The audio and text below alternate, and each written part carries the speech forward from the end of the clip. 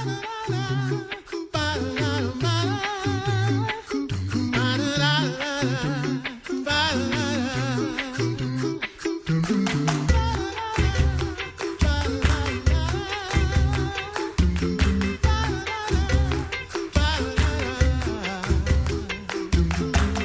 to the Coffee Hour. I'm Sarah Gulseth. And I'm Rachel Bomberger, sitting in for Andy Bates. Again.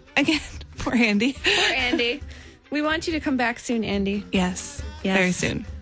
If you'd like to send Andy a get well wish, which you're more than welcome to, you can send us an email at coffee@kfuo.org, or you could send us a Facebook message or an Instagram message or a tweet, and I'll pass that along to Andy. Because I'm sure you all miss him as much as we do here in the studio. Maybe. I hope so. I don't know. Maybe this is a nice break for people. I'm not sure. No, his dulcet baritone is something we all look forward to. Oh, dulcet baritone. And he just brightens up a room. I know. Like, he's got this, like, I don't know, wave of energy that precedes him everywhere he goes. It's amazing. He's never going to come back now. Thanks for joining me, Rachel. Good to be here. Yeah, I keep thinking it's Friday because I'm going. I know it's really bad. I thought yesterday was. I'm not actually sure what I thought yesterday was because I'm off to the March for Life. You are tomorrow. Oh, that's so exciting! I'm so glad you get to go. I know it's my first time going, so. I'm a little nervous about all the like crazy stories that I've heard, but I'm really excited. You are going to be blown away, my friend. It's going to be fantastic. So I'm off to DC tomorrow.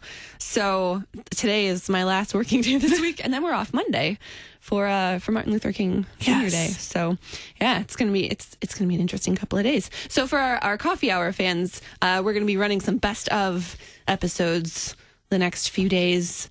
So stay tuned for those. I think Andy's actually picking those. How do you even pick those? There are so many to choose from. There are so many. Well, yeah, I could really actually tell you how we pick them, but probably it would be really boring. So Google Analytics is really great for that kind of stuff. But it is January. It is January 16th. We're in the second half of the month, which is just nuts. I can't believe it's going to be February in 2 weeks. just crazy. But that also means that we have a Lutheran Witness magazine that has been out for a couple of weeks. Hopefully people have had a chance to peruse the whole thing. Yes. I hope. Well, and we're getting letters. I love those letters. Oh, so send us a letter at witness@lcms.org if we're sharing email addresses if you've enjoyed the January issue, or if you haven't. Either way, you read them. Right. That's the important thing. But yeah, it's been a great month to think about and talk about missions and evangelism, which are topics that are just perennially important for us as Christians to be thinking about. Yeah. And I think it's something that relates to us maybe more than we realize. If we think of missionaries and we think of witnessing, a lot of times it's, missionaries are people in another country. They go. Yeah. They go out. They go, yeah. You know, whether you're thinking about missions as like, I'm going to go on a mission trip to Haiti and, build a church, or you think about, I'm going to go down the street to a soup kitchen or go to door and meet my neighbors. That's going. But we aren't just missionaries when we go. We're also missionaries when we stay. Huh. Well, what does that mean? The good Lutheran question. I love that question. Well, as you know, my full-time job as editor of Lutheran Witness is really my side gig. As you will see if you look at my Twitter profile, wife, mother, editor. Yeah. In that order. And that sort of goes along with, our theology of Lutheran vocation, that you are called to share the love of Christ with the people that God puts in front of you. And that includes your family. I know we forget that sometimes, don't we? We do forget that. Or, well, I forget that. It's easy to just kind of live and go to church and go to Bible study, but not actually bring any of that home to each other. It is easier than you think. And there's so little accountability. No one's watching. Right. Which makes it really easy to forget about it. But how do we do that? What does that mean to be a witness or a missionary in our homes? Especially, well, you have kids too. I don't have any kids, so it's a different atmosphere. To be a witness, how do we use witnesses in courts of law? They are people who tell the truth.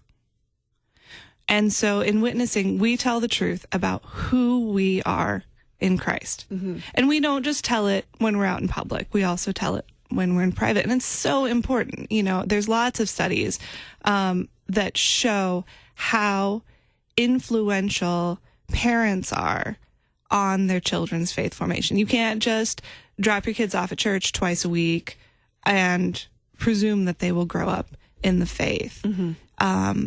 That if you yourself are living in your faith in Christ, that is a contagious thing. Mm-hmm. And it's such a beautiful thing too, such a beautiful way to structure your home life, to make that the highest priority. Mm-hmm.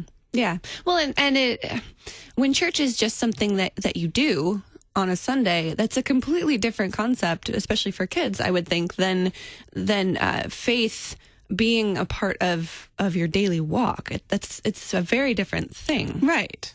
It's not just something you check off your list. Right. It's the core of your identity. Yeah. And when that is the case, that becomes contagious. I mean, if you think about the story in which we are living is such a beautiful thing, mm-hmm. that you can look at your children, even on bad days, and say, you are loved so much. You are loved by me, but you are also loved by the God who created you.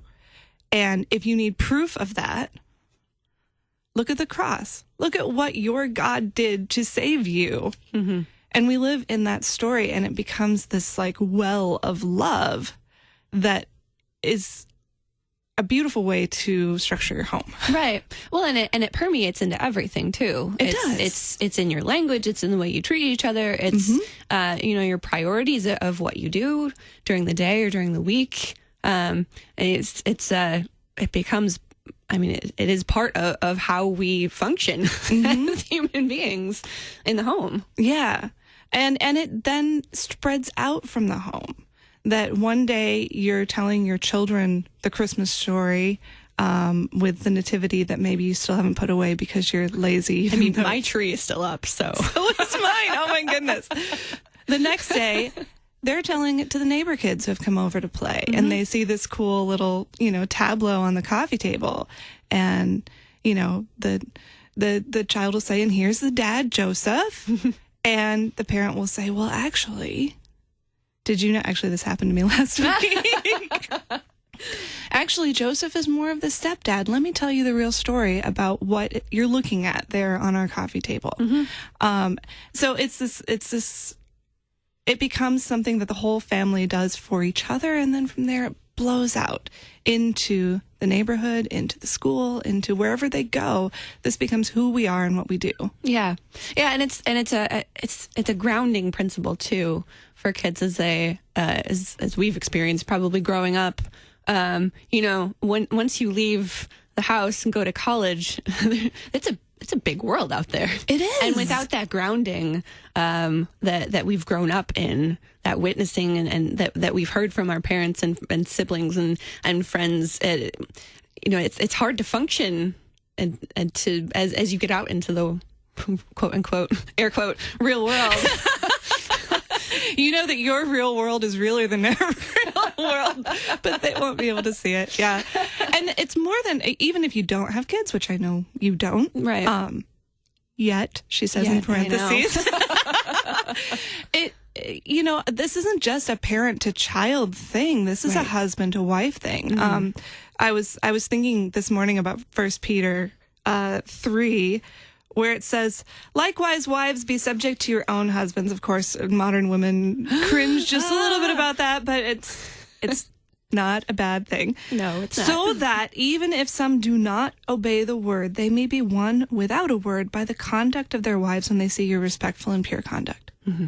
So, we have this biblical model for husbands and wives witnessing to one another mm-hmm. of the love that they have found in Christ. Yeah. And then that, when they're walking together, little family synod, I guess, when the husband and wife are walking together, then it just becomes so much easier for that to become the framework for the children as well. Yeah.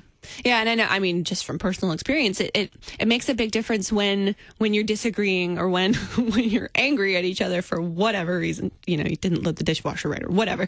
They never do they? No, sorry, husband, but no. That's why I won't even. That's a different episode. But even when you're in those spaces, you know that there is forgiveness for whatever you're angry at, whatever you did to each other. At the end of the day, you're forgiven by God, but you're also forgiving each other. And when you say "I forgive you" out loud, what you mean is I am offering you the forgiveness that I have received in Christ, and that's a big forgiveness. That's a forgiveness that lets you get on with your life, right? Yeah, which when you're married, that's a big deal. You really need to be able to do that. Moving through. I mean, the good days are easy to get through, right? Right. Everyone loves the good days, but we all know that's doesn't happen every day. No, they are not all good days, right? And knowing that you have the basis of witnessing to each other and sharing the love of Christ with each other on a daily basis. Yeah. It just, I don't know. It's just better. Yeah. Yeah. Being covered by the grace of God all the time. Oh, there's our music. Oh, man. All right. I could keep talking about this for a long time. I know. Not enough time. We have a special guest coming up in our next segment, though. We're going to talk about Epiphany because we're in Epiphany for a while. You wouldn't know it from our Christmas trees. Right? I know. That's all right. But we'll have more coffee hour coming up right after the break. I'm Sarah Golseth. And I'm Rachel Vonberger.